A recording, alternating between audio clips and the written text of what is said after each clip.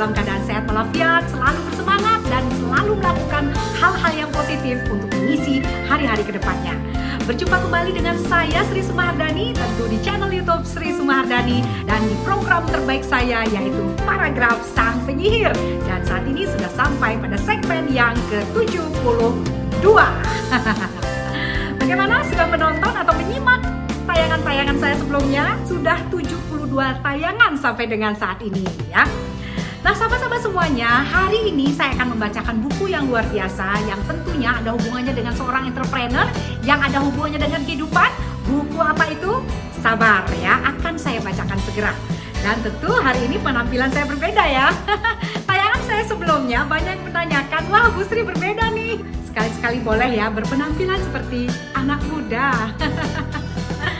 Nah sahabat-sahabat semuanya, sebelum saya bacakan, silahkan untuk mensubscribe channel YouTube saya, kemudian like, komen, dan share, bagikan ke banyak orang agar banyak orang lagi terinspirasi dengan hal-hal positif yang akan saya sharingkan. Dengan mensubscribe channel YouTube saya akan lebih bersemangat untuk memberikan karya-karya terbaik untuk sahabat-sahabat semuanya. Nah, buku yang saya bacakan adalah berjudul Inspiring One. Ya, dari judulnya saja sudah pasti menginspirasi kita semua. Dan buku ini ditulis oleh Muhaimin Iqbal, penulis Ayo Berdagang.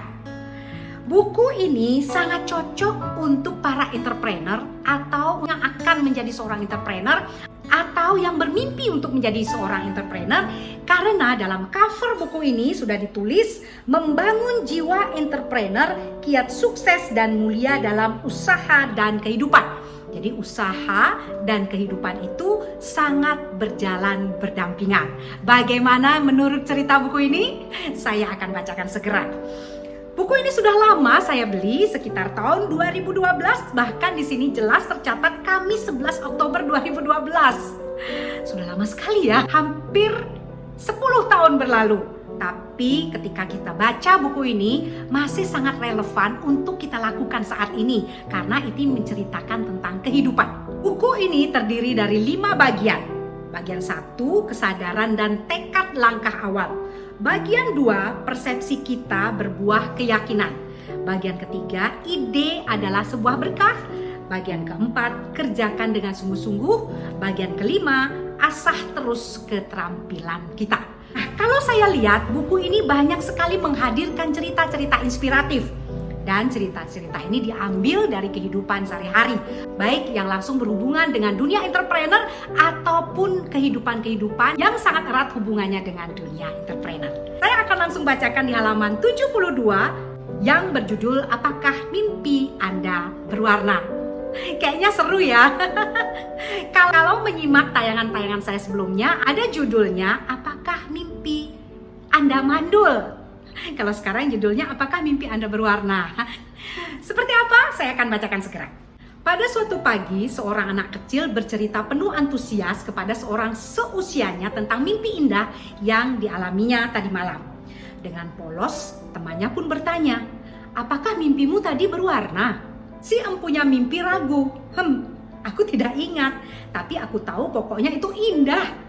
Percaya atau tidak, bila Anda yang mendapat pertanyaan yang sama tentang warna mimpi Anda pun akan ragu. Bahkan mungkin Anda juga tidak yakin bahwa apakah mimpi Anda berwarna atau hitam putih seperti televisi tahun 60-an. Bener ya, ketika kita ditanya setelah bermimpi, mimpimu berwarna apa tidak? Sulit ya untuk menjawabnya ya. Baik, saya akan lanjutkan. Gitulah mimpi. Tidak terlalu penting apakah berwarna atau tidak, karena mimpi tidak masuk melalui mata. Dia langsung ke pikiran bawah sadar kita, sehingga keindahannya atau keburukannya dapat langsung kita rasakan. Mimpi juga tidak masuk melalui akal, sehingga tidak penting pula apakah mimpi-mimpi itu masuk akal atau tidak. Saya akan langsung loncat ke paragraf selanjutnya. Memahami perlunya detail ini bisa memudahkan kita dalam merealisasikan mimpi-mimpi kita, juga memudahkan kita dalam mengatasi mimpi buruk masalah kita. Kalau kita punya mimpi untuk menjadi pengusaha pada usia tertentu misalnya, maka seluruh perjalanan ke sana harus bisa diuraikan dengan detail. bidang apa usahanya, siapa pasarnya, resource-nya apa yang diperlukan, siapa mitranya, bagaimana model pendapatannya, dan lain sebagainya. Selama kita belum bisa menguraikan dengan sedetailnya, maka mimpi untuk menjadi pengusaha tersebut masihlah berupa mimpi biasa, belum menjadi visi. Wah, detail ya. Dalam mengatasi masalah mimpi, dalam kurung mimpi buruk, juga demikian. Kita bisa terteror atau bahkan stres untuk masalah-masalah yang dipersepsikan di benak kita sebagai masalah yang gawat. Salah satu cara untuk mengatasi masalah yang gawat ini juga melalui menguraikannya secara detail. Setelah diuraikan sebab dan akibatnya, opsi-opsi solusinya, skenarionya, hasilnya, dan lain sebagainya, maka masalah yang semula gawat tersebut insya Allah akan menjadi ringan untuk diatasi. Jadi bila Anda punya mimpi, ide besar, jangan terlalu gembira dengarnya bila Anda belum bisa menguraikan detailnya. Sebaliknya, jangan pula terlalu bersedih dengan mimpi buruk masalah gawat yang Anda hadapi, sebab bisa jadi masalah tersebut tidak seburuk awal penampakannya manakala bisa diuraikan dengan detail. Maka pertanyaan anak kecil kedua di awal tulisan ini menjadi sangat relevan untuk kita semua. Apapun mimpi-mimpi kita perlu tahu detail warnanya. Sehingga bila mitra yang kita ajak untuk mendiskusikan ide mimpi besar kita bertanya, apa warna mimpi Anda? Kita tahu persis jawabannya, merah, kuning, hijau, sekaya warna pelangi di langit yang biru. Insya Allah. Bagus ya ceritanya. Artinya sahabat-sahabat semuanya, ketika kita mempunyai mimpi, banyak orang bermimpilah setinggi langit, marilah kita bermimpi setinggi-tingginya dan sebagainya. Tentunya mimpi tersebut harus detail. Istilahnya harus tahu warnanya ya. Karena ketika kita tidak detail untuk menceritakannya kepada mitra kita atau kepada orang-orang yang akan kita ajak bermitra dalam melaksanakan usaha kita, maka ini dianggap mimpi-mimpi kita itu belum berupa visi. Padahal visi ini sangat penting ketika kita menjadi seorang entrepreneur.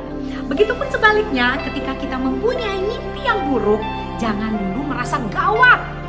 Karena belum tentu kegawatan yang kita pikirkan itu benar-benar gawat seperti apa yang tergambarkan. Karena ketika kita detail, ketika kita uraikan, ternyata solusinya ada. Kemudian hal-hal itu menjadi lebih ringan karena kita tahu apa sih sebenarnya yang menjadikan hal tersebut gawat, seperti mimpi buruk kita. Jadi sahabat-sahabat semuanya, mari kita kembali. Apakah mimpi kita sudah berwarna? Apakah mimpi kita menjadi seorang entrepreneur sudah berwarna? Apakah mimpi kita menjadi seorang pegawai yang hebat juga sudah berwarna? Apakah mimpi kita menjadi orang sukses juga sudah berwarna? Detail seperti apa yang dituliskan oleh buku Inspiring One ini. Nah, silahkan untuk bermimpi kembali, silakan untuk mendetailkan mimpi dengan warna-warna yang indah agar apa yang menjadi mimpi kita terwujudkan sesuai dengan harapan kita.